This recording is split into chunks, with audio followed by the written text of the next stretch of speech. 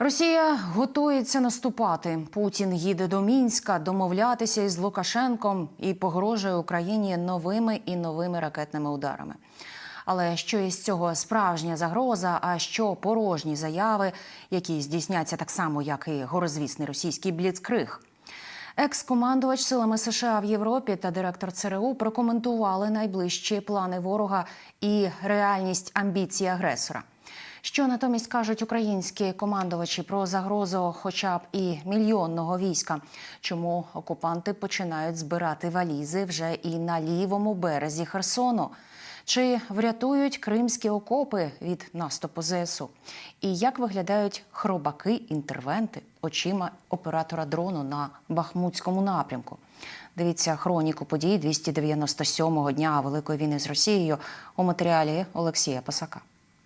Новий зимовий наступ Росії. Є певні сумніви. Американський генерал-лейтенант у відставці, екс-командувач силами США в Європі Бен Годжес прокоментував заяви головнокомандувача ЗСУ Валерія Залужного. Зауважив, що Кремль навряд чи збере сотні тисяч окупантів у найближчі місяці. І щонайменше усі вони будуть погано підготовлені до справжньої війни. Але Росія розраховує на затяжне протистояння і не готова до переговорів. І це чергова помилка Путіна, який критично схибив на початку вторгнення. І робить це знову. Про це говорив директор ЦРУ.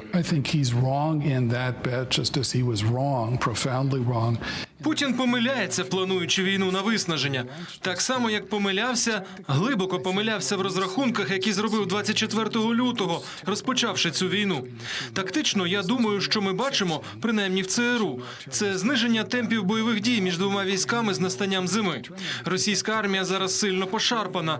Українські військові сповнені рішучості продовжувати чинити тиск, розвивати свої бойові успіхи останніх кілька місяців. Але їм також потрібен час, аби перегрупувати та поповнити запаси. Ворог шукає шляхи посилитися у будь-який спосіб. На початку тижня Путін уперше за 3 роки їде до Білорусі. Аналітики Американського інституту вивчення війни зауважили, Москва хоче дотиснути Лукашенка, погодитися на ще більш тісні процеси, об'єднання союзної держави і водночас посилити російську інформаційно-психологічну операцію, тобто переконати і Україну, і західних партнерів, що окупанти можуть влаштувати новий великий наступ із території Білорусі. Утім, такий сценарій аналітики назвали малоймовірним. Західні експерти і військові можуть висувати свої теорії та озвучувати гіпотези, але ЗСУ розраховують на будь-який розвиток подій і готові нищити і 300-тисячне військо, і мільйонну армію окупантів. Утім, для цього знадобиться ще більша підтримка світу. Про це в інтерв'ю телеканалу Sky News говорив командувач оперативного командування «Південь» Андрій Ковальчук. Я думаю, що Путін це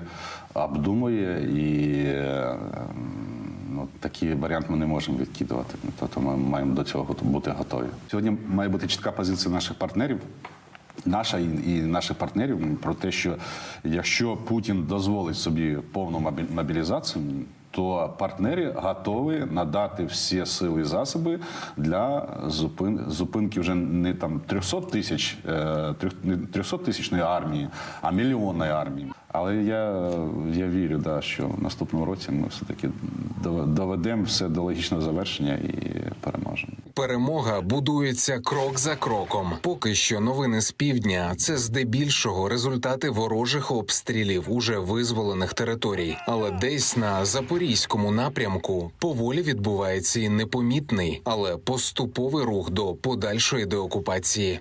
На нашому участку фронту позиційна оборона, як з нашої сторони, так і з їхньої. Ми створюємо умови для того, щоб переходити в контрнаступ, систематично знищуємо виявлені цілі і наносимо гниле ураження противнику.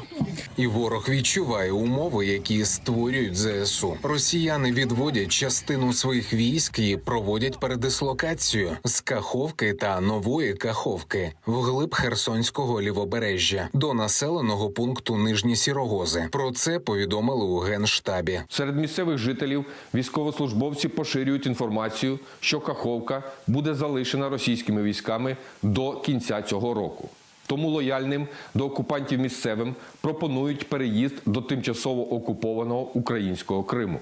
Але тікати доведеться із Криму, і псевдоукріплення з бетонних пірамідок та окопів на пляжах ворога точно не врятують. Про це говорить секретар РНБО Олексій Данілов. Не риють ті окопи, але я можу сказати, вони їм точно не допоможуть. Крим буде повернутий буде обов'язково за необхідності в той спосіб, який вирішить наше військово-політичне керівництво. Якщо треба буде за Крим воювати, ми за Крим будемо воювати. І ні в кого питати це питання не будемо.